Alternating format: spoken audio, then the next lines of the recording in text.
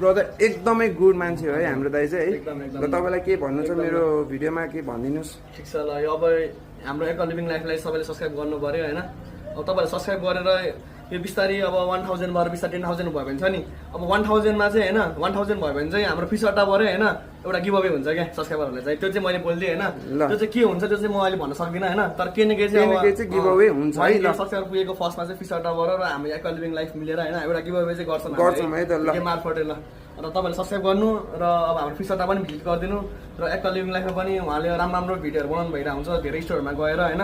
तपाईँहरूलाई के नयाँ अपडेट चाहिन्छ माछाको बारेमा अथवा त्यसको सामानको बारेमा खानेकुराको बारेमा भने एक लिभिङ लाइफलाई सब्सक्राइब गरेर राख्नु होला। त्यही होला त्यो त।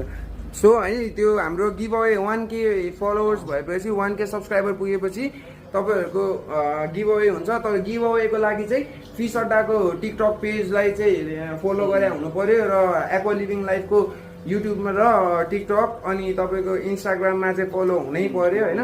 त्यो भएको छैन भने चाहिँ गिभ अवे हुँदैन होइन। कसैले चाहिँ अब ठिकै छ कसैको गिभ अवेमा नाम आएको छ तर उसले मेरो च्यानलमा चाहिँ सब्सक्राइब गरेको छ तर फिस अड्डालाई गरेको छैन भने त्यो पनि हुँदैन है। सो दुइटैलाई चाहिँ हुनुपर्छ। दुइटैलाई भएको छ भने चाहिँ गिभ अवे फिक्स हुने भयो। तर दुइटा मध्ये एकजनालाई गराएको छ एकजनालाई गराएको छैन भने चाहिँ त्यो क्यान्सल हुन्छ है गाइस। त्यहाँबाट चाहिँ हामी त्यो फलोवर अथवा सब्सक्राइबर चाहिँ हामीले होइन त्यो अब ऱ्यान्डम सेट गरेर जसको नाम आउँछ नि त्यो एकजनालाई चाहिँ हामीले एकदम अब के चिट्ठा गरेर गर्ने हो। सो हेर्नु है, सब्सक्राइब गर्नु, स्टे ट्युन नयाँ नयाँ भिडियोहरूको लागि। अनि नयाँ नयाँ तपाईँहरूलाई ठाउँहरू म गएर बुझाइराख्छु नयाँ नयाँ ठाउँहरूको प्राइसहरू के कति पर्छ र हामीले प्राइस तपाईँको प्राइस डिफ्रेन्सिएटको पनि म भिडियो गर्छु होइन बिस्तारै।